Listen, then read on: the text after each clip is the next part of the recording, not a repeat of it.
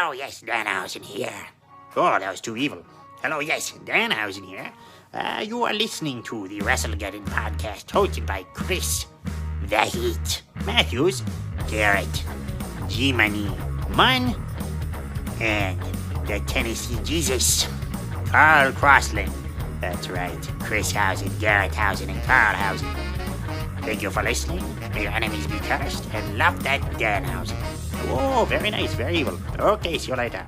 1, 2, is this on? Let me talk to you. A little bit of the bubbly. Money. Yeah. It's not hot.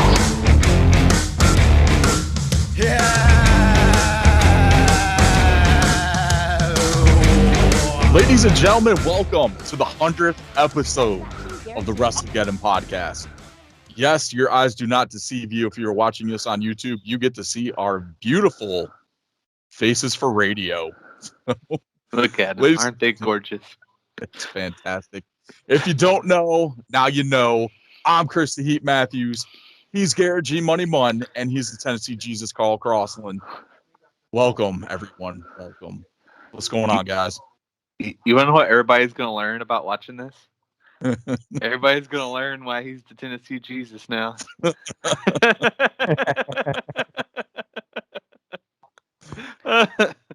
Yes. If I knew we were doing a video, I would have showered.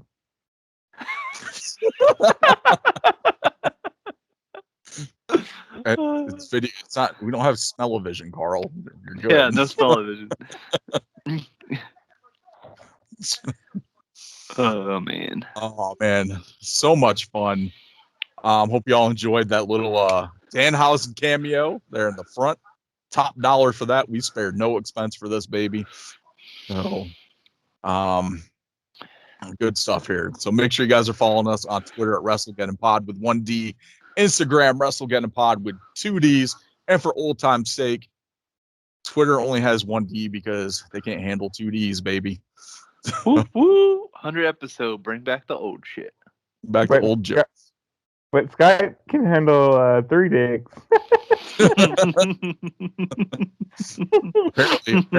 apparently but YouTube can't.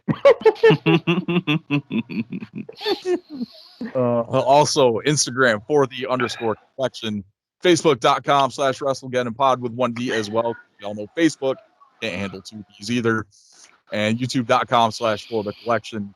And if you really want to help us out, you can hit up ProWrestlingTees.com/Wrestlegeddon Podcast. Buy one of our shirts, like this right here. Yeah, like that. So check that out. Also go over to Redbubble.com/people/Wrestlegeddon Podcast as well, and buy some merch from there. Whew. All right. So yeah, good stuff. Normally we're looking to have some guests on the show tonight, so hopefully they pop in and out. We will see what happens. But as always, be sure to check out friends of the show, The Fig Cave with our good friend Phil Gentile, and the Running Podcast with our boys DJ and Tommy, and the Call Up with our friend Kenny, who just dropped an amazing interview with Kyle O'Reilly this week. So check that out as well, and subscribe to all their stuff, buy their merch, all that fun stuff. Yeah, so let's rock and roll, guys. Wrestlegeddon, fictional wrestler SmackDown. I'm just gonna say right now, someone's tickling Carl's feet.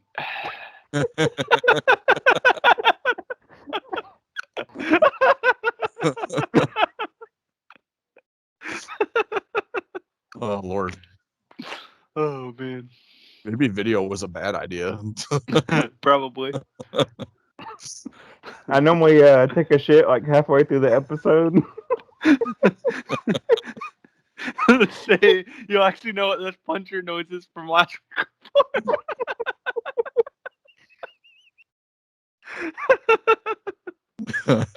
Oh man. Oh, awesome. So fictional wrestler SmackDown. Like I said, we're down to the finals. Jimmy King versus Thunder Lips. It's a good final. That's a really good final. posted the vote up today. Last time I checked it, we were at it's 50-50. It's going to be a close one on this one. Everything else has pretty much been a blowout for some of these guys, but it looks like it's going to be a tough decision here between Thunder Lips and Jimmy King. Yep. Oh, no. Oh, Thunder Lips just pulled ahead. 60. Oh, shit. Oh, man. I'll say, you know Carl doesn't care anymore since Genderbender's gone. Once he got kicked out, it was all over. Well, I don't know, man. Jimmy King, like, I'm not sure what's going on, man. Usually he's like all over this thing, so I think he's going to don't worry. For Lips. So don't worry, he'll check up on there and he'll see that he's getting low. He'll get some of his fans to vote for him. I mean, I voted for Jimmy King. Like, that's me. Jimmy King's the man. WWKD, baby. What would King do? Yep.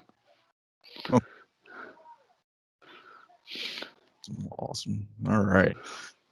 So there's that. So make sure you guys are following us on Twitter for that. The vote's up there for a couple more days. We do 3 days with each one of these votes, so give you guys plenty of time to get in there and vote for it.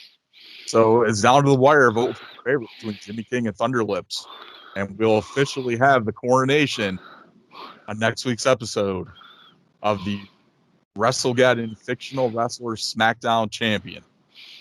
Heck yeah. So it'll be Jimmy King, or will it be Thunder Lips? You guys decide. Who played Thunder Lips again? Is that Mae Young? No, it's Hulk Hogan. Could you imagine Mae Young out there beating the shit out of Rocky? Might have been. I was just going off the Thunder Lips part.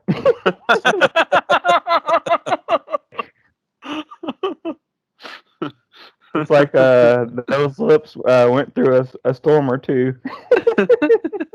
She had to have Thunder Lips to push out that hand.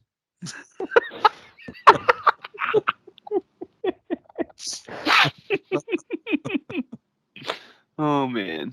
All right.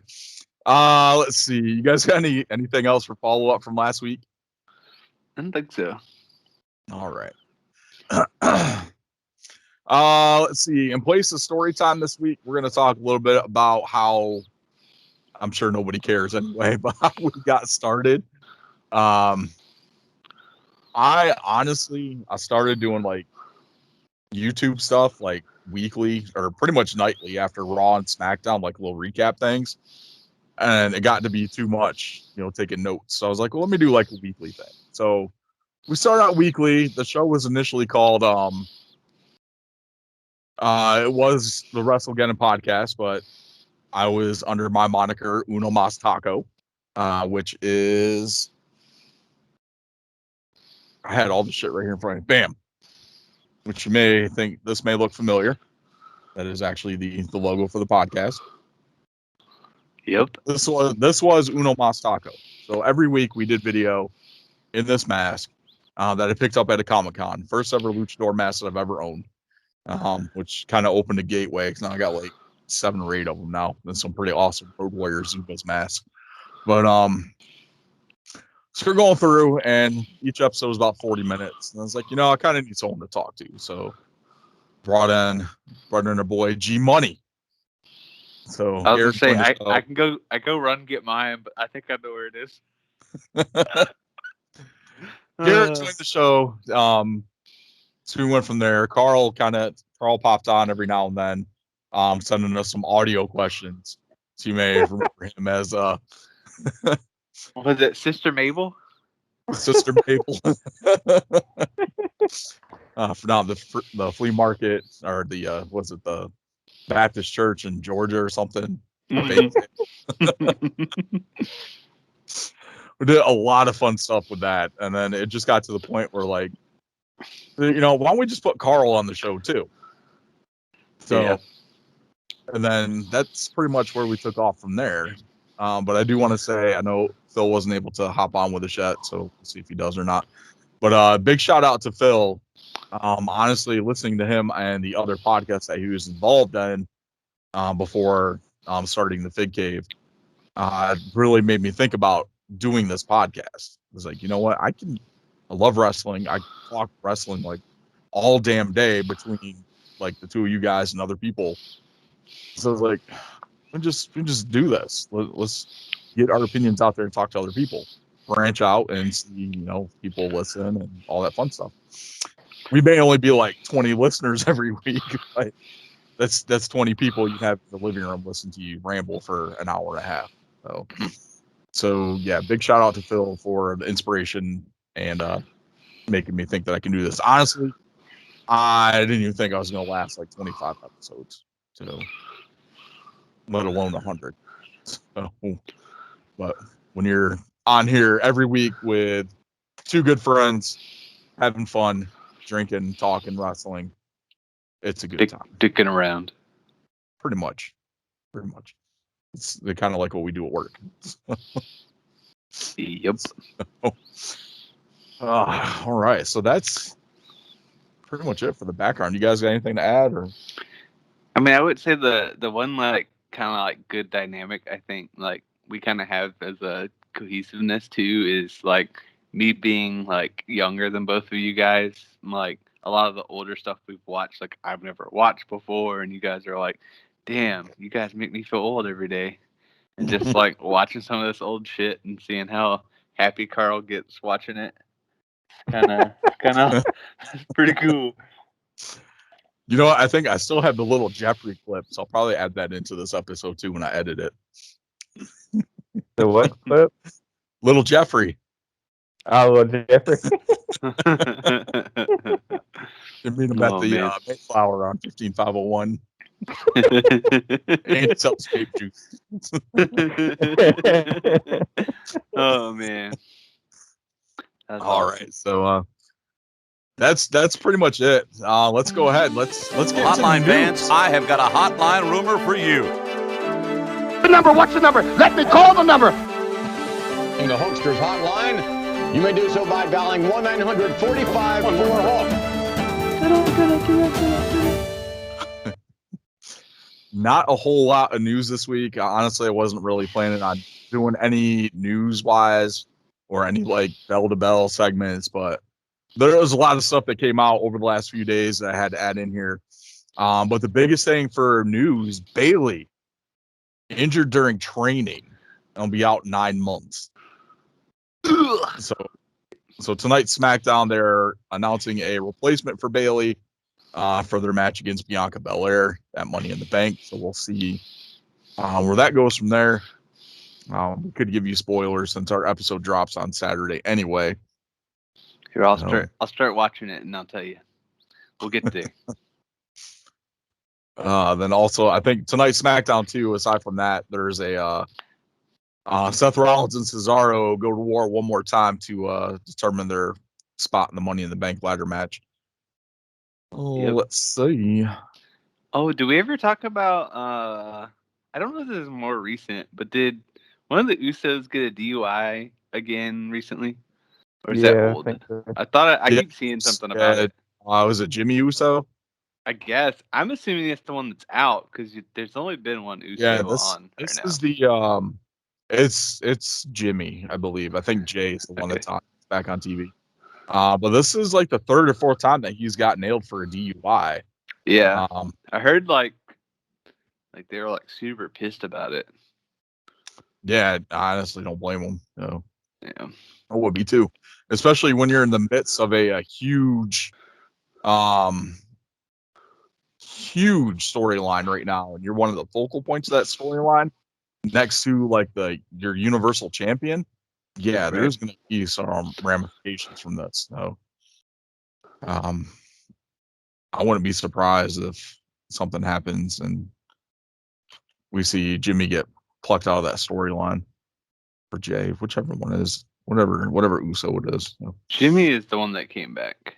Jay is the one that's on there. Okay. Freaking Uso was the one that got pulled, or was it Jimmy?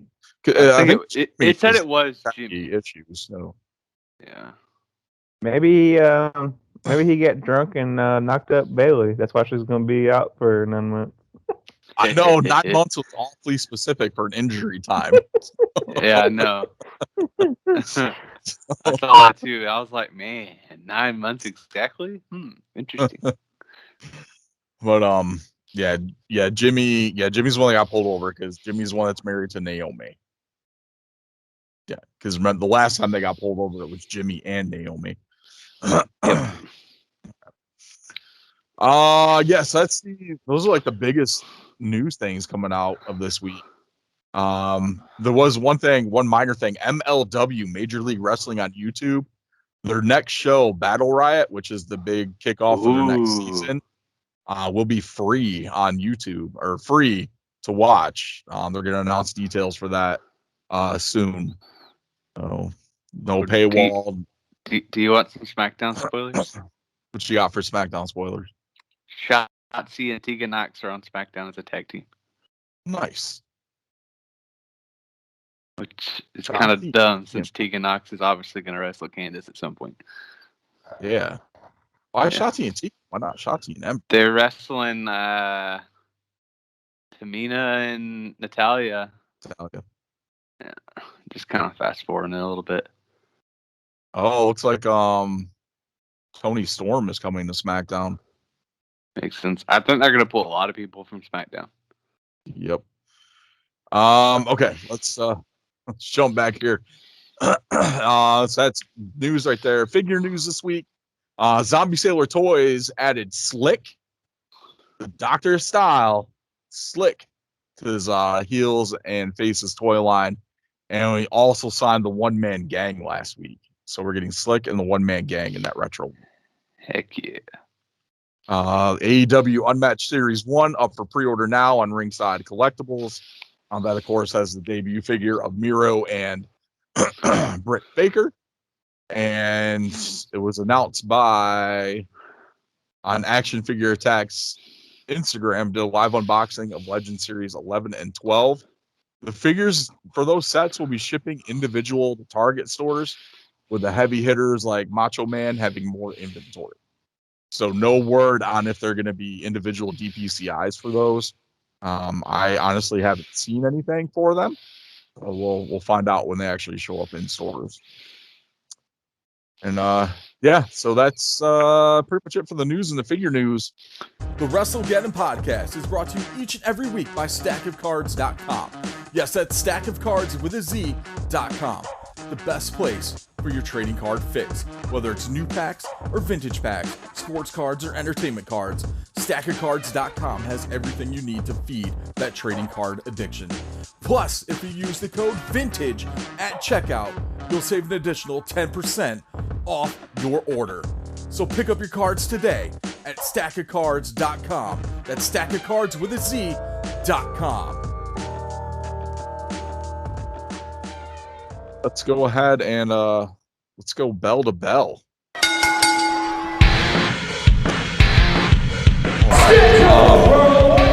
Some debuts, some returns, new champions. Zelina Vega returned to SmackDown last week. She did indeed. And immediately added to the Money in the Bank ladder match. Mm-hmm. Yeah. So big time right there. Glad to see Zelina Vega back. I can definitely see where WWE's focus is, and it's definitely not Raw. It's SmackDown. Mm-hmm. So I think with all that money that that WWE is getting from Fox, or gotten from Fox, they definitely want to pull as much of the popular talent as possible for that show. Yeah. Well, I mean, they've been promoting a lot of the shows they're doing live for SmackDown too. They're not really promoting it for Raw. No, I mean, look at all the, like I said, look at all the money they're getting from Fox. Like, that's like 3 times the amount of money they're getting from NBC Universal for Raw, which explains why SmackDown has been significantly better every week and why Raw has been terrible, because the focus is on SmackDown. And even then, with, like I just said, the announcement of Tony Storm coming to Raw, you had Shotzi Blackheart and Tegan Knox show up on Tony Storm's on SmackDown, not Raw. Tegan Nox and Shotzi Blackheart show up on SmackDown tonight. I mean, if I'm going to be completely honest, I mean, SmackDown very drastically needs a women's division because you think with Bayley being out, Sasha's still not back. Who do you have outside of that? You have Carmella, who really no one's behind. You have Liv, who they're trying to push, but is she really super strong? And then you can't really build Natty and Tamina because they're not really on SmackDown. I mean, they're like kind of both since they're tag champions. Exactly. But then, like, aside from Bianca Belair as the SmackDown Women's Champion, there's really not a contender because pretty much everyone but Liv Morgan is in the Money in the Bank match. Right. Yep. Unless they do bring Sasha back to face Bianca at Money in the Bank. Or they bring Becky back early. Yeah. But Maybe if they you put bring Bailey out in a wheelchair. With the only side effect of that, though, from the fans, if you bring back Sasha or you bring back Becky and they lose to Bianca, because they're going to full well expect them to win that title off of Bianca if that happens. Right. Like, they're going to be. Oh, shit. What the hell, man? So people call me at inconvenient times. Oh, shit. Yeah. I'll have to blurb that out. Like, what the hell? Let's see. Yeah. Really nothing happened on Raw. Like, nothing ever happened on Raw. Honestly. Did I watch Raw? I did. I watched Eva Marie get in the ring and Alexa Bliss scare her. That was like all you need to know. I hate everything that has to do with her, and I knew I would. Terrible. Hey, what's up? What's going on, Kenny? What's going on, guys? Not much. We are talking some debuts and returns. Okay, I had to jump on real quick and say congratulations. Thank you, sir. On the 100th episode, you guys are doing a great job. Appreciate that. Thank you. And Appreciate you're doing it. a job as well with your interviews. We just plugged your Kyle O'Reilly interview earlier, so great interview. Thank you. Welcome. Let's see what we're rolling. We just talked about Zelina Vega. We're rolling Aleister Black showing up on AEW this week. Oh man, you know what? I think somebody dropped the ball in WWE, and I think it was a good thing. I think they're gonna. We're gonna hear about that later on. They might keep that quiet, but good for him though. I hope I'm really hoping that this opportunity with AEW works out for him. I hope it works out for Zelina Vega too. Let's see what she does with Money in the Bank. This Sunday. So this Sunday? I thought it was next Sunday. Yeah, no, it's this Sunday. Yeah. Okay. Is it? Or I could be wrong. I don't know. Oh, I have no idea. I don't think so. It could be. There's so many pay-per-views. There's a pay-per-view almost every week. Yeah, I know. Weekend. Too many. I think it's because Slammiversary is on Saturday, right? Next Saturday, yeah. Yeah. Money in the Bank's Sunday after Slammiversary. Yeah. I had to double check my notes because I didn't want to do make sure there wasn't a pay-per-view preview for this week. Lord, had like 3 weeks in a row of pay-per-view previews, and 1 week we don't. Yeah. Maybe to chill. So, but his Black's debut was much better than Andrade's.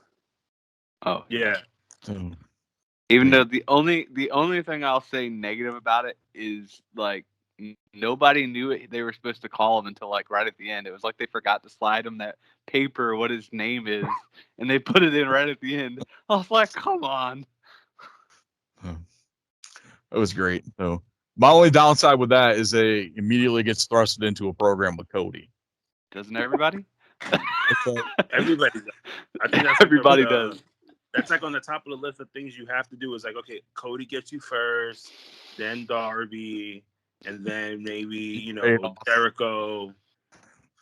Then after that, you fade off into obscurity like Lance Archer. Then you go to AEW Dark. Who beats the shit out of random guys that talk shit about AEW? Pretty much. It's similar to what WWE does with their talent. Every time they bring someone up from NXT, they always end up in a match with Ziggler. Yep. Yeah, but they beat Ziggler. Cody always wins, right? Mm-hmm. Yeah, pretty much. Pretty much. So you gotta lose the Cody. I hope he doesn't lose to Cody. Put it that way. I love Cody, but it's getting a little much. So. Yep.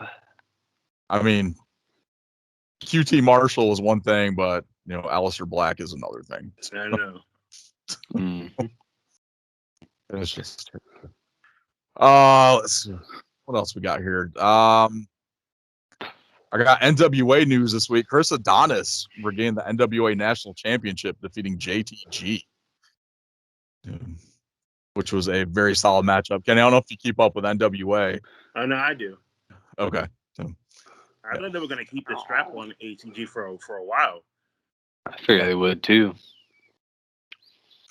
Well, Adonis vacated it, taking into the that battle royal for the number one contender for Nick Aldis's world title. So then I'm doing that tournament, and it came down to JTG and Adonis from those two triple threat matches. So this week it was a pretty good match, though. I quite enjoyed that one. So it's cool to see JTG back on TV doing his thing. So. Yeah, he's been killing it in the indies so far. Oh yeah, since everything started coming back, to crowds, he's been everywhere. It's awesome. I love it. I can't wait. I got Mission Pro Wrestling hitting Greensboro here in August. We got Raw coming through Raleigh in September. So AEW. 2 weeks actually. The second part of Fighter Fest is in Charlotte. Oh, nice. It's pretty awesome to see these shows hitting the road again. So psyched for that. I think the first event I'm going to hit up is definitely going to be Mission Pro Wrestling. Yeah. We got to see Thunder Rosa live.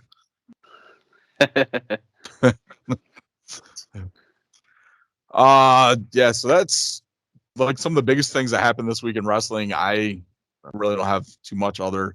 Impact just continuing the build into Slammiversary next week.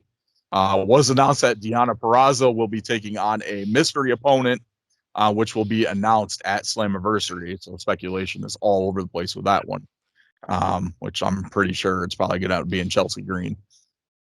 Mm-hmm. Think so? Oh yeah, they've been talking about it for a while now. Yeah, that makes sense. And was it when Chelsea got hurt not too long, a couple of weeks ago? She said she was training for a match, for a debut match after her clause is up. So, Slammiversary falls right into when their non-compete clause finishes. Yep. That whole first round is literally like a week before, a couple days before Slammiversary, just like it was last year. So they're definitely Impact is definitely benefiting from all this talent. Hopefully she doesn't get hurt. Hopefully. So good times there. So we got a few questions that we posted into the group chat that we created for this. So we'll get into those. We're missing a few people haven't jumped on, but that's all good. So let's rock and roll through this. Pretty much all of us here are toy collectors, figure collectors. Kenny kind of partakes in some of the ring gear as well, which is pretty cool. Too expensive. Yeah. I know. After listening to a couple of your interviews there with the New Day's ring gear designer, and I started looking into it because, like, the one thing that I want, I'm a huge Hurricane fan, so big fan of Shane Helms. So the biggest thing I want to top off my Helms collection is a mask. Oh, I've been trying to get a hold of him, and he is so hard to get a hold of. Yeah. So that's one of the biggest things I'm looking for. Even like a replica or like a ring worn mask or something. Like even the replicas are hard to find. So it's insane. But one of the things that we put out is the best figure that's been released so far this year. Oh my god, the best ring gear so far. I know it's fairly new, but let's say Dorado's ring gear that he did of the inspiration of Kane when Kane first debuted with the cape. Oh yeah. I don't think too many people really like noticed that when he had the cape on. Maybe they just thought he added on to it, but Kane did have a cape in the beginning. Yeah, it was like 1 or 2 matches, and they dropped it. It was just like a couple of house shows he had it on, and then for TV they never really used it. That sucks. Capes are cool.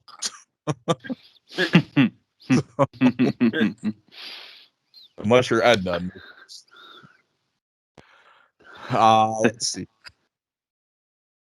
As far as ring gear, that's kind of a tough one. Trying to think of like some of the figures that I've picked up that have had some of the better ring gear this year, but it's kind of tough. I do like the a lot of the New Days ring gear, especially the Power Rangers one that just debuted a couple weeks ago. That was beautiful. Amazing. So I'm a big Jason David Frank Tommy guy, so it's definitely the Green Ranger one that Kofi's been rocking every week. It's been awesome. Yeah. And say I think mine are biased. I just picked my favorite wrestlers that had some out this year, and I was like, oh, those will work. But I have to admit, that Seth Rollins one is pretty damn sweet with the pink gear. Oh, yeah. That one is awesome. And then it was funny, I was going to pick that Hangman You Pick Me Up, and I was like, oh, wait, that came out last year. But there's a new one, which I like, too. Oh, Garrett jumped in to wrestling figures.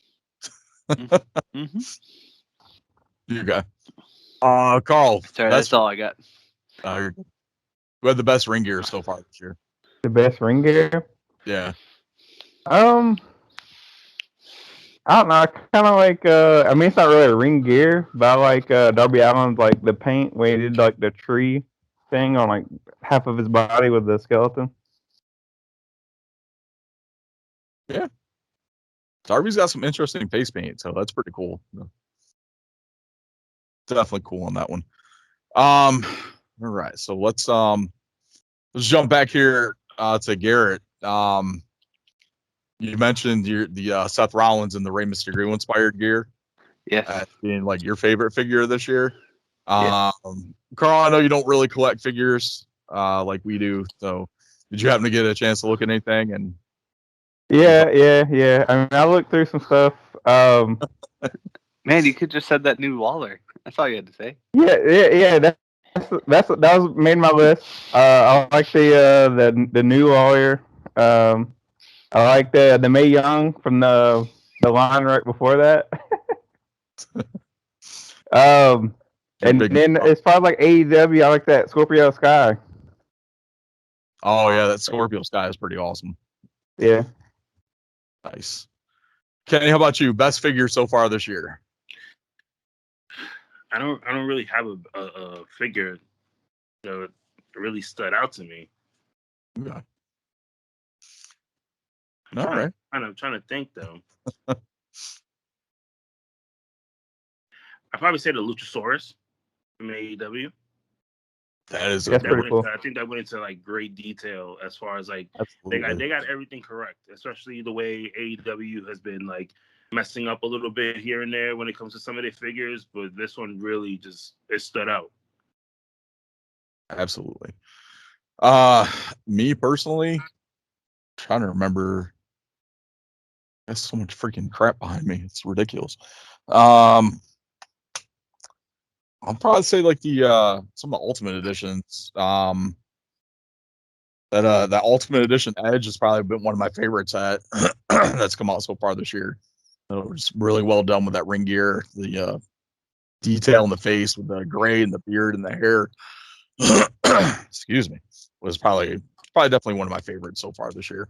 At least until that Legends 11 Macho Man comes out. Mm-hmm.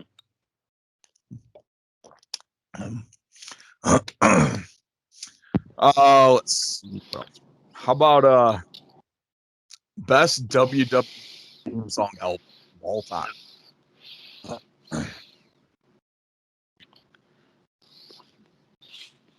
Oh God, what was the one that I'm trying to remember the name of it, but it had all the Attitude Era themes, and they normally went by volumes. The one for me is Volume 3.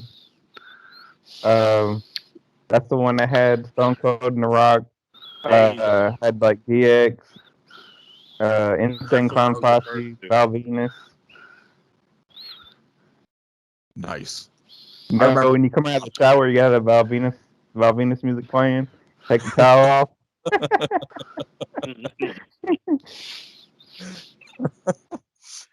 Oh, that's great. I know Garrett had to look them all up, so I did. Wait, which one did I pick? I picked WWF Forcible Entry. That's which one I picked. Forcible Entry. Yep, that's what I picked. That's the one with all the cover or not covers, but like the reinventions. What did it have in it? It had Disturbed. I think so. Yeah, it had like a lot of shit. It had like Rob Zombie song, right? Yep. I think it had RVDs. It had the Undertaker. It's like the Rolling song from Lip Biscuit. It had one of Raven's songs on it. I know it had RVDs. I can't remember the whole thing, but it was pretty good. Nice. I was like looking through some of them. I cheated a bit here. I went with the WWE Anthology. It was a 3-disc set, and it had pretty much your generation. All right, take it easy, man. Thanks, buddy. Thanks for getting on. Awesome. Yeah, so I did WWE. I did the Anthology just because it's everything. It's, you know, the new generation, it's Attitude Era, it was current stuff. So if you were in the mood for something, instead of going to dig through like your pile of CDs at that time, like it's like, all right, I want to listen to Jeff Jarrett's. I know it's on, you know, volume 1 of Anthology. Let me throw this in. It's, you know, track whatever 5. So it was probably one of my favorites. And that was usually like within the first couple pages of my CD binder in the car, you know, like the big 250 CD binder. So you listen to it in the car? Hell yeah, I listen to it in the car. Oh man, see me, I only like listen. The reason why I picked mine Volume 3 is because that's what me and my friends, like when we wrestled on the trampoline, that's what we came out to. That's, you know, you had to be The Rock or you had to be Stone Cold. We did the same thing. The first time that I heard Volume 3 was doing some like backyard wrestling, and a friend of mine had it. So I had Austin's music, and I think he came out to Flash Funk. But it was a lot of fun. Quite enjoyed it. So. But yeah, the Anthology is just because that came out later. So of course I was driving, and it was just one of those things just to pop in like with your friends in the car. So, I can see Chris now driving to like Be My Baby Tonight, Double J. Windows down. That was the fake double. Was it the fake Double J or the real Double J?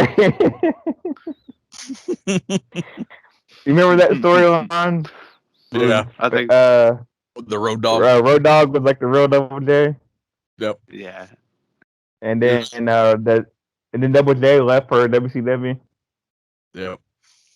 Yeah, I'd be rolling down the street. I don't care. Can't wait to be alone with my baby tonight. Okay, I found this one. You need to take all the tracks on mine. All right, so it's got Triple H's The Game. It's got Stacy Keibler's Legs. That right there sold it. Right Easy there. stop, baby. It has some like it has Backlash 2002 song, but it's got Stone Cold, The Undertaker rolling, Chris Benoit, Edge Never Gonna Stop. I like that theme better for Edge than any other theme that he's had, aside from like his original theme. Right. It's probably because I'm a big Rob Zombie fan. Same. I'm a big Rob Zombie fan, but no, Edge's original music and that the one that's like on this day I see clearly. Yeah, I like that one a lot better. Like I like the Alter Bridge one, but I like Never Gonna Stop more. Speaking of which, though, the one Volume 3 had the Brood music on there too. Nice. Yes, it did. Oh my God, that just. Oh God. Oh, I had a school project where we had to record. We were reading. We had to like do a reading of like a Christmas Carol. So like the pages that my friend and I got were like between like Scrooge and I think it was like the Ghost of Christmas Future or whatever. So in the background, I was listening to that CD while we were recording it. So in the background, you hear the Brood's music like the entire time we were reading this. Oh man. Oh, I handed that shit in too. Like, here you go. I guess it's better than having that Insane Clown Posse song that was on there for shit. What was the group called? For the Oddities. Oddities, yeah. Everybody come and dose you down. And the one guy had Cartman. You know, you brought him out to the room. Oh yeah, Golda, the earthquake. Yeah. Oh, awesome.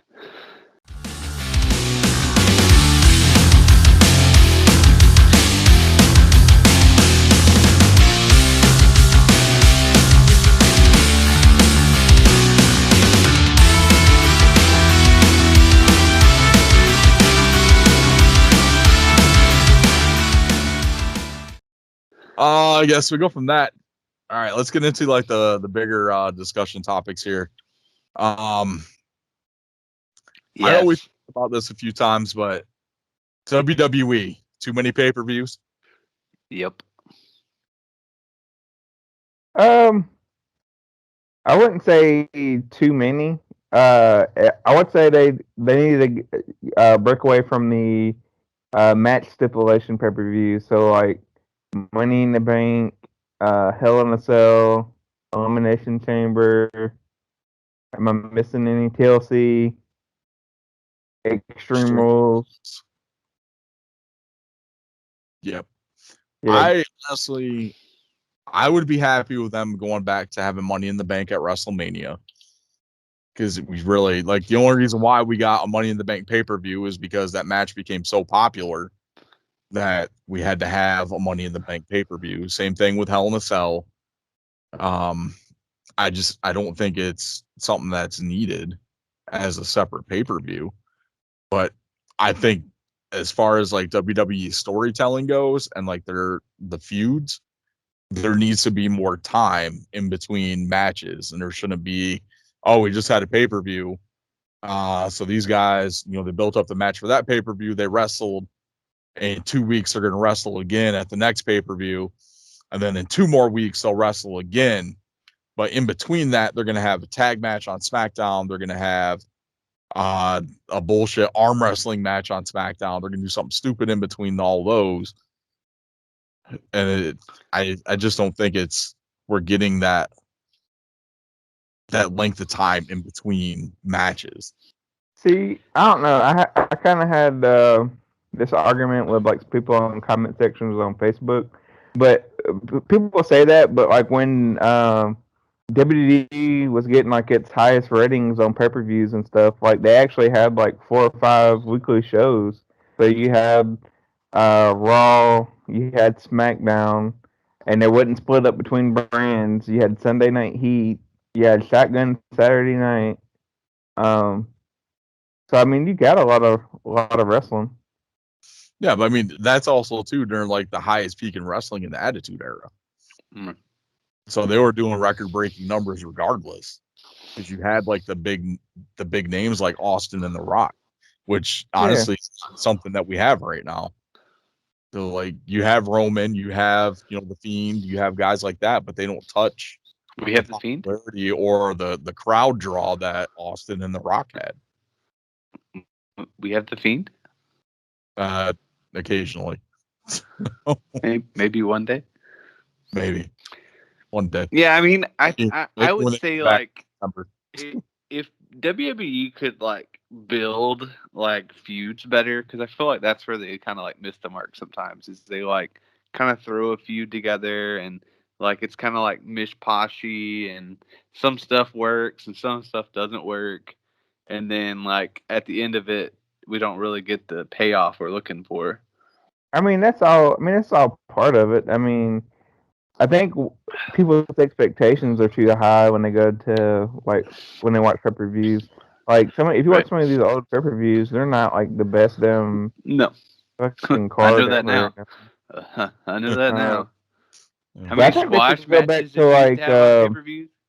like the In Your House, like when they started naming like the pay-per-views, but they was like unique to like each feud, like the In Your House Dead Game. Yeah. House DX. Yep. I just think they can probably cut a couple out. But either that or go back to individually branded pay-per-views, like they had during the first draft roster split. Yeah, but then like, are you really gonna watch the Raw pay-per-view? Depends on the matches. See, they could even do stuff like they do with like NXT, where they have like just like regular episodes where they have just like weekly certain premiere things, like whether it's weekly or like every other couple of weeks or whatever. Like, because like NXT this week was Great American Bash, like it was just a regular episode of NXT, but it just had like better matches. There was more stuff in it. Right. Take the quality matches on regular television. So, and in all honesty, I think that would probably be the best route to go, instead of giving me like Hell in a Cell, and then in 3 weeks we're gonna have Money in the Bank. So it doesn't make sense. So like I agree with Carl. Like the gimmick pay-per-views should go, replace them with more like those gimmick matches, like the Hell in a Cell and all that, steel cage. Like, when's the last time we seen a good steel cage match on WWE programming that was actually decent to watch? Yeah, I mean, that's what I'm saying. Like, generally, like matches like that were like to settle feuds. Yeah, and you have them like every once in a while, like like Hell in a Cell. Like what we have, 2 last year? I mean, 2 this year, 3 last year. Yeah, pretty much. Yeah, it's like after that, like it's kind of lackluster. You know what I'm saying? Like, but if you brought like a Hell in a Cell match, like Armageddon or something like, yeah, then it's worth more. It's pretty much like what TNA used to do with like Lockdown, where every match was inside a steel cage. Yeah. So, I mean, at least the one thing I'll say with WWE, at least they kept it like to a few matches. Not every single match was in Hell in a Cell, but. But the Lockdown, to be fair, like they had some badass matches on those pay-per-views. Absolutely. That's where like a lot of the X Division talent shined more in those Lockdown matches than they did in a regular match. Especially look at Prime Time with that freaking Hurricane Rana off the top of the cage. Right. So they show do a clip. Samoa Joe, Kurt Angle, that was Lockdown too, wasn't it? Or that a different pay-per-view? I think they did one Lockdown. I think it was Lockdown. And then even the Lethal Lockdown matches were great. Yeah. But it's like stuff like that. But I think if they cut out a couple of those gimmick pay-per-views and not put something in its place and let it just run for like a couple extra weeks before the next pay-per-view, I think it'll kind of I think it would help as So far what as you want it like old school WWF, where it was just like you just had Survivor Series, Royal Rumble, SummerSlam, and WrestleMania? no, like they should have other events like throughout the time frame, like because that is a long time. Like maybe put like instead of having one every 2 weeks, maybe have one once a month instead of every 2 weeks we have a pay-per-view. Well, they do have one once a month. I think it's just when NXT has the separate pay-per-views. That's when you get every 2 weeks. Well, when was Hell in the Cell? Hell in the Cell was what 2-3 weeks ago. Yeah, it was about 3 weeks ago. Yeah, something like that. But I think the only like because I mean they do one a month. But I think the thing is like some of the big pay-per-views they don't want to get pay-per-views too close to them, so they kind of push them back. So like TLC is kind of getting pushed back that way, like it's not too close to SummerSlam, and they kind of do the same thing like when it gets time for WrestleMania, like that pay-per-view before WrestleMania, it's kind of like pushed back a little bit. Like it's like 3 weeks away from the last one, so it's like 5 weeks away from WrestleMania instead of 4. Right. That makes sense. It just seems like they run a lot of pay-per-views. Or maybe they could do that. Maybe cut like the month before your big pay-per-view. Like maybe cut out the pay-per-view before Mania. So instead of doing 12, they do 10 a year.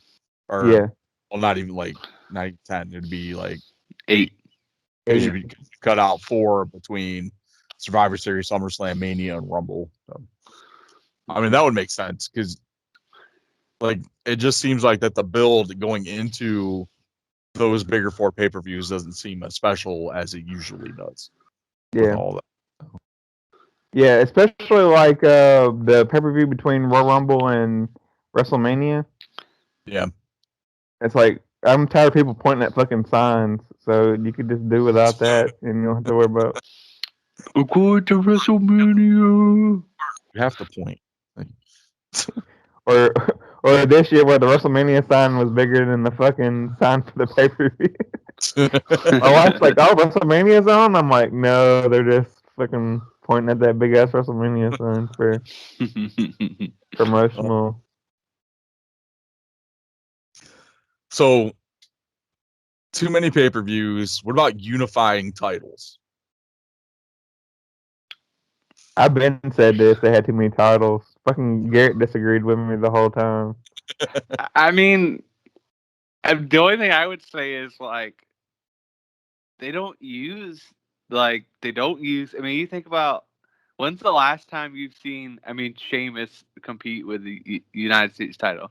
He hasn't. Like, granted, he's been injured, but still, they really weren't doing that much with it. I mean, they were a little bit. When's the last time you've seen who even has the Intercontinental title? I don't even remember. Big E, right? Big E. No, it's Apollo. Apollo. Like Apollo. it's just like they don't do enough to showcase those titles. They just kind of like put them in feuds but like nobody really super is involved in watching them. Well, I mean, I think like in a sense maybe, but see, I wouldn't unify those titles. No, I'd unify your main titles. So the Universal and the WWE title. Go back to having one main title, and then whatever show that title's on being defended or that program is running. So say like Roman is the WWE champion, so he's on Raw feuding with Lashley. So that gives you time to focus on SmackDown, your Intercontinental Championship. So you can actually make more meaningful matches and more meaningful feud with that, and vice versa. So if Roman's on SmackDown feuding with whoever, you can boost up your US title and make bigger name stars going after those titles as well. And the same thing can be done with women. Unify the 2 women's championships, and then you can focus more on the tag titles as well, because it gives them something else to do, because you're only writing a story for one main title instead of 2. Yeah. Yeah, I would say get rid of. I say, well, I don't know. I guess you could have 2 wild card titles, but Yeah, I've been wanting them to unify the tag team and the world titles. I just need a world title. Like this Universal title is fucking bullshit. So like, unless you're gonna fight somebody on Mars or something, like you don't need a fucking Universal title. Absolutely. Like world titles, all you need. You can be king of the world, and that's it. Like, well, even with the tag titles, there's between Raw and SmackDown, there's really not that many tag teams to justify having 2 tag team championships. Yeah. So it makes sense to have one unified tag team title go between both shows. Now, all I was gonna say is, if we just had one world championship, I would just be careful because Kenny Omega might take it. Just saying. no, he would take both of them and wear them like there was just like he did it with the Impact and TNA title. No, he'll give them to someone else to wear. We'll have Carl Anderson wear one. Don Callis will have the other one. Gallows will be He'll bring it back like the fucking like John Cena spinner belt. Like we'll give one to Nakazawa. Cutler will have one. The Young Bucks will have their own titles to wear out too. I mean, that's like, what they should do. They should fucking do away with those ugly ass fucking WWE belts because they're fucking stupid looking. Bring back the John Cena spinner belt or like the old fucking Eagle belt, you know?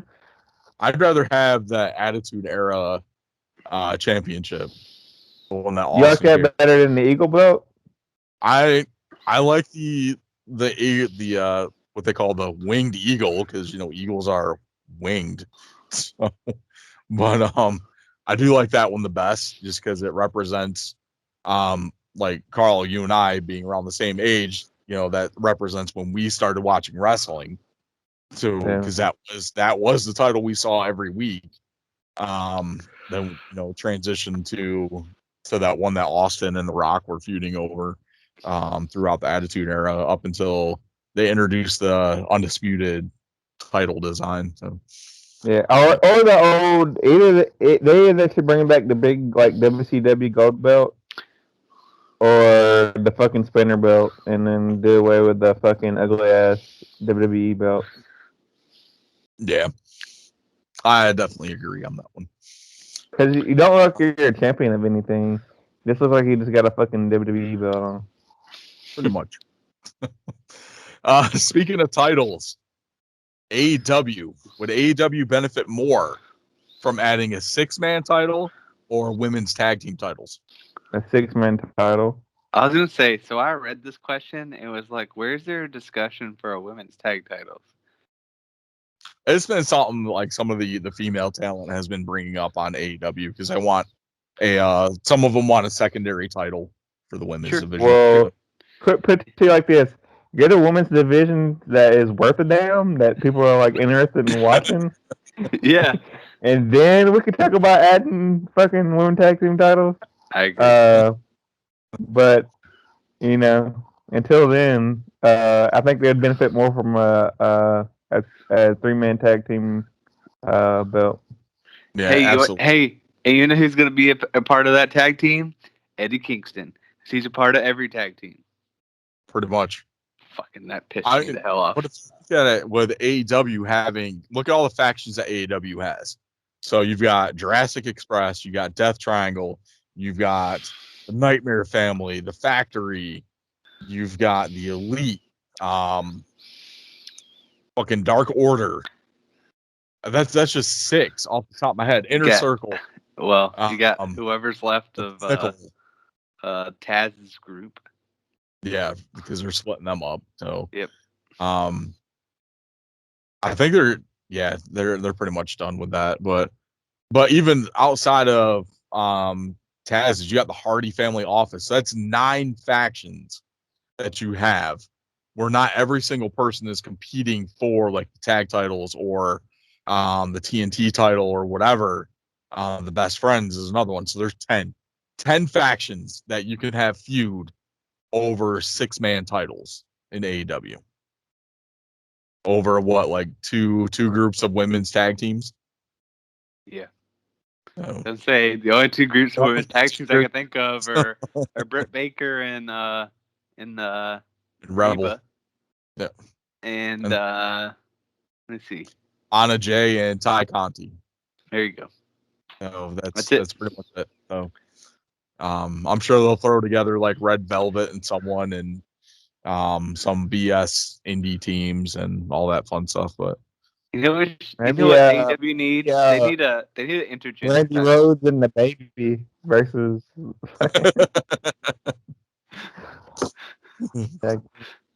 We can get matches between like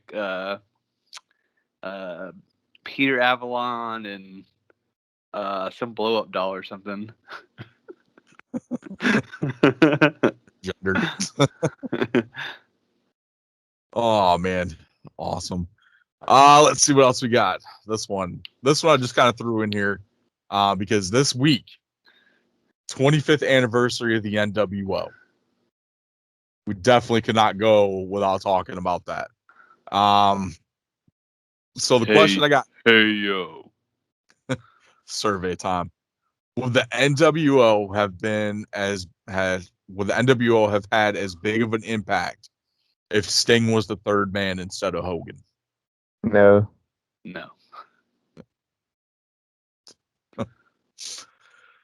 Oh, me personally, nobody was bigger than Hogan. Nope. And to have Hogan just come out and drop that leg on Savage, that definitely, I think we all agree that would not have had the same impact as Sting dropping Savage or Luger with the Scorpion Death Drop. Dude, you know how many people had to throw away their Hulk Hogan underwear because fucking Hogan did that shit? They stopped taking their vitamins and saying their prayers. Yep. Like, motherfucking, I had Hulk Hogan underwear. That's how fucking big Hulk Hogan was in the fucking 90s. I had fucking Hulk Hogan underwear. Pictures of Hulk Hogan on my ass. This was 1996, mind you. So, Carl, you got to be what, like a teenager? You're still rocking Hulk Hogan underwear? No, dude. No, I wasn't a teenager in '96, but fucking no, I didn't have Hogan underwear then. But when I was little, I had Hulk Hogan underwear. I had Hulk Hogan underwear and I had Hulk Hogan pajamas. And like '93. I was gonna say, I bet you were a hit in the high school locker room with your Hogan undies. Yeah, no, 96. I was like 10. I forgot. I'm a couple of years older than you are. So. Yeah, because I think I was 96 would have been junior high. 96, I was junior high. This years old. Because my freshman year, I rolled in first day of school wearing a Wolfpack shirt. Yep. Oh, I got made fun of the entire time. So nice. But then I went to my off-campus class for 3D animation and graphic design, and made a couple friends that were wrestling fans because I walked in with an NWO shirt on. Nice. So it was awesome. Yeah, definitely. I know there's stories about Sting was supposed to be the third man, but ended up going with Hogan. Yeah, nobody gave a shit about Sting if he went bad or good. I didn't give a shit. I didn't give a shit when he was in the Raptors. It's like, Sting's in the fucking Raptors. Is he NWO or is he fucking WCW? Like, I don't give a shit. I'm saying, Chris, you can delete these last two questions. No one cares about these last two questions. If he last two questions, I don't know. Your significant other seemed pretty interested when we were talking about it earlier. Oh my god. So let's go ahead and get into it here. So, which wrestler would you most likely let your significant other sleep with for front row WrestleMania tickets? So I had a follow-up question. Does it have to be active superstar? Just as wrestler. So Carl's the one that came up with this question. So Carl, is it active? Because to me, this question reads active. So, what are you trying to do, Gary? Are you trying to let your significant other take a ride on Old Space Mountain? Is that what we're doing?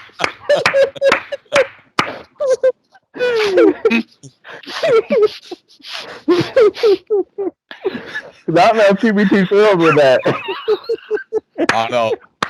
I think Space Mountain might be closed for maintenance. I don't know. He keeps doing all these fucking commercials on TV. I think he's fine. You might have better luck getting her on Splash Mountain.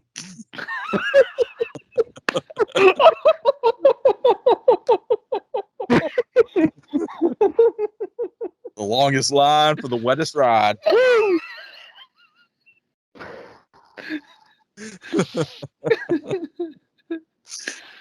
I was going for an active superstar, mainly WWE, because I don't think nobody from like Impact could get you fucking WrestleMania tickets.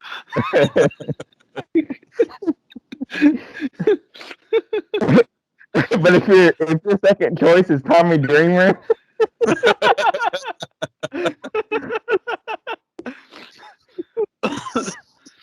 I'm dying. Oh Lord. Oh,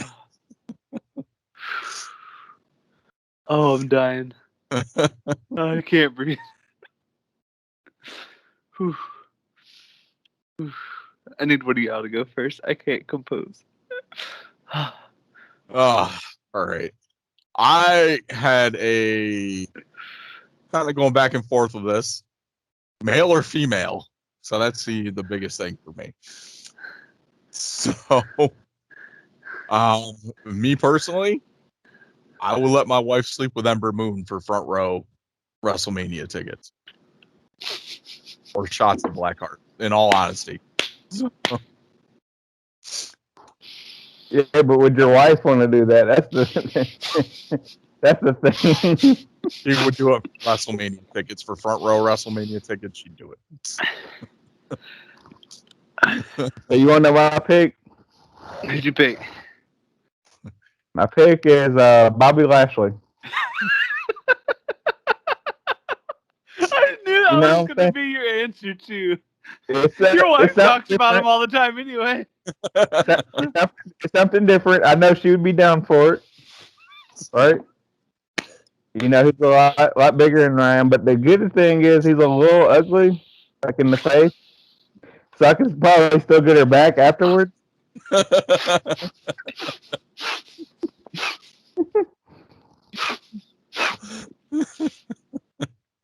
think Garrett's dying over there. I was saying, I need to put this cup somewhere else.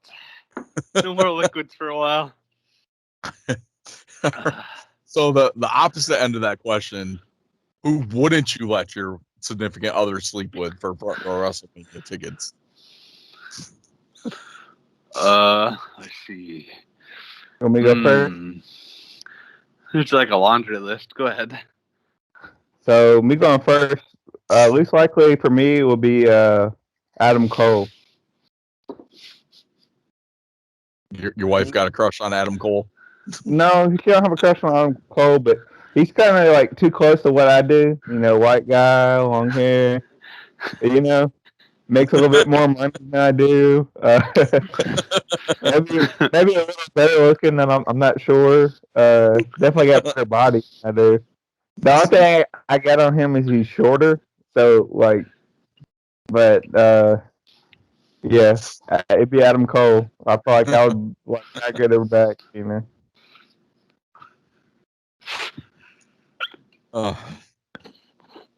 Wait, did Garrett answer the first question?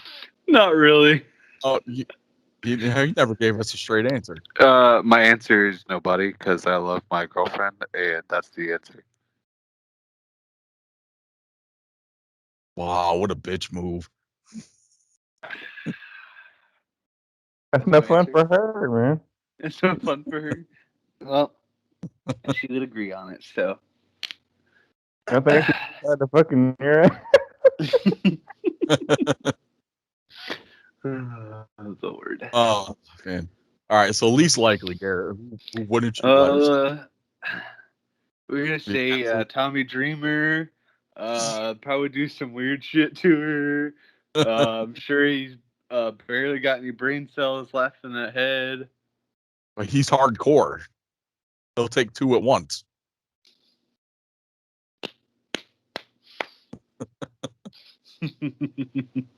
Mm-hmm. Oh. Might powder ever on a fucking field chair.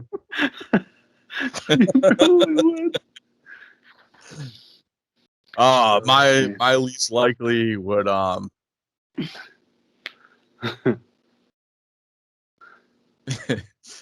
it would probably be Dexter Loomis.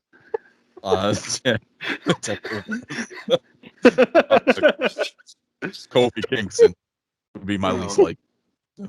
Ooh. So, yeah.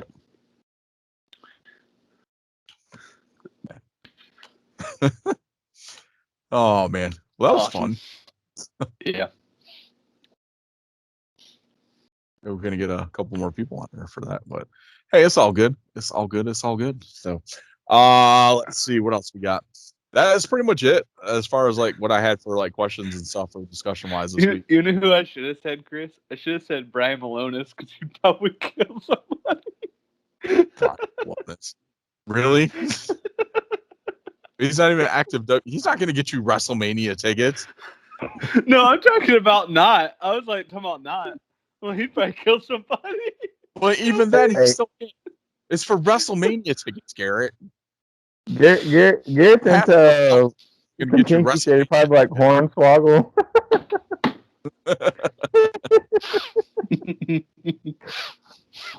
Hornswoggle. Sad thing is, Hornswoggle could probably get you WrestleMania tickets. You're like, I know the ways under the ring. Should leave him for Hornswoggle. I know the ways under the ring. Oh man, awesome. That's funny. Yeah, so that's pretty much it for this week. I didn't really have a whole lot. So, you guys got anything else you want to add before we jump off of here? Nope. Oh. Nothing. I say is thank you for listening to us for, I mean, not me for 100 episodes, but around 100 episodes, and me being an idiot, and Carl and Chris picking on me all the time, 24/7.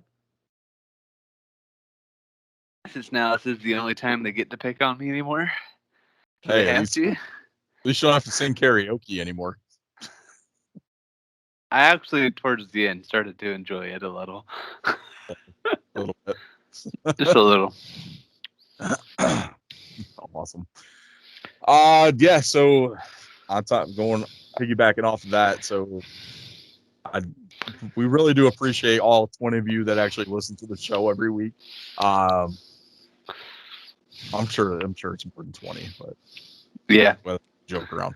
But thank you all for checking us out each and every week and inviting us into whatever device that you are listening to us on or now watching us on. So this probably isn't going to be a weekly thing as far as the video feeds, but we'll see what happens. But we appreciate the support. Go buy our stuff, our merch, all that fun stuff. And just think, in 4 weeks, we got in 4 weeks. Yeah, in 4 weeks we got a 2-year anniversary episode. How about that? Crazy. Heck yeah. Might do some OnlyFans content for that. Heck yeah. With the Val Venus music in the background. Yeah. OnlyFans content of Carl getting out of the shower. You know what it should be, Carl? You should be in like a row playing it, and you'd be like, "You ready to see what's underneath?" And he like takes it off, and he's got like fully clothed underneath. A Wrestlegeddon t-shirt. Yeah. Hello. Go buy our shit. That's what we need, some Wrestlegeddon underwear. I think we can probably make it on Redbubble. I know they do leggings. There you go. Leggings. There might be some boxers on there. Heck yeah. Oh, awesome. Let's see what do we got. Theme of the week this week. It's my pick. And with it being the 25th anniversary of the NWO, I know we've done the NWO main theme. So I'm going with the NWO mid-carders theme. So, all the guys that wrestle on Saturday night that weren't good enough to get the main NWO theme, we got their mid-card theme. Like Buff Bagwell? Yeah. Yeah. Oh, man. All right. Yeah, Horace Hogan was Garrett's favorite NWO wrestler. Yeah, he was. Absolutely. I love the leg drop. Real quick before we go, let's do one more thing. And with it being the 25th anniversary of the NWO, they did the Stone Cold Sessions that drops this Sunday. Austin did this with Nash. 30 seconds to name as many NWO members as you can. Which NWO version? Any main NWO before they split. Hulk Hogan, Scott Hall, Kevin Nash, Ted DiBiase, Six, Fake Sting, Big Show, the Giant, Bret Hart, Jeff Jarrett. Yep. Eric Bischoff, technically. Horace Hogan. Jarrett wasn't what was Virgil's name in WCW? Vincent.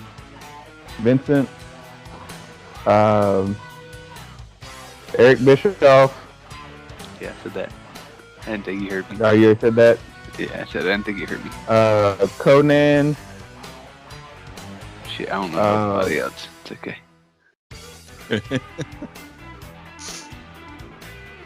I mean, if we're gonna be honest, Chris, isn't the only ones that technically count as Six, Hogan, Nash, and Scott Hall, since they're the only ones who got inducted?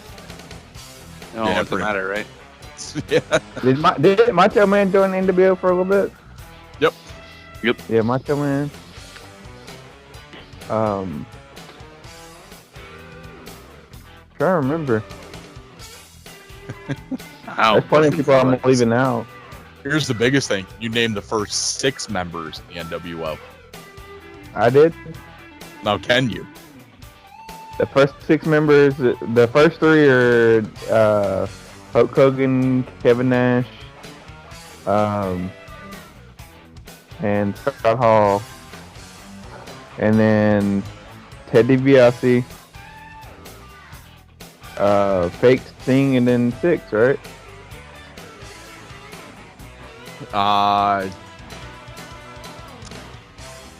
Yeah, 6 was the 6th member. That's why it was 6-pack. Trying to find the freaking. Oh, here we go. So I found a timeline on Wikipedia. So the first 6: Scott Hall, Kevin Nash, Hogan, DiBiase, Big Show, NWO, Sting, and 6-pack. So I think Carl, I think you nailed all 6 of them. Yep. And it's funny because Miss Elizabeth joined the NWO before Savage did. Yeah, because they fought for whatever, Hogan and yeah, for services, and then they did like some fake, like he was sleeping with Hogan shit, I think.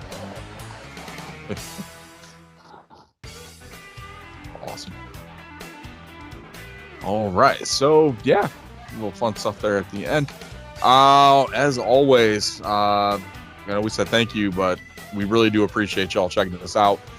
And we look forward to chatting with you guys next week for episode 101.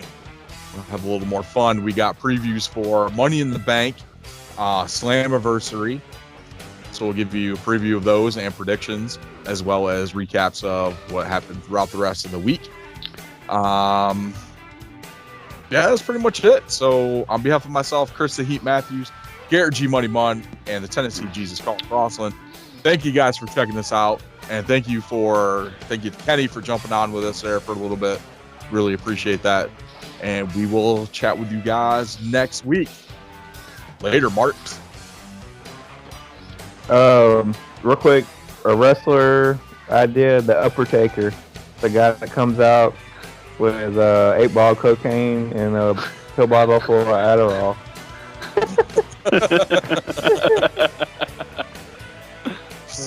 God. Upper taker.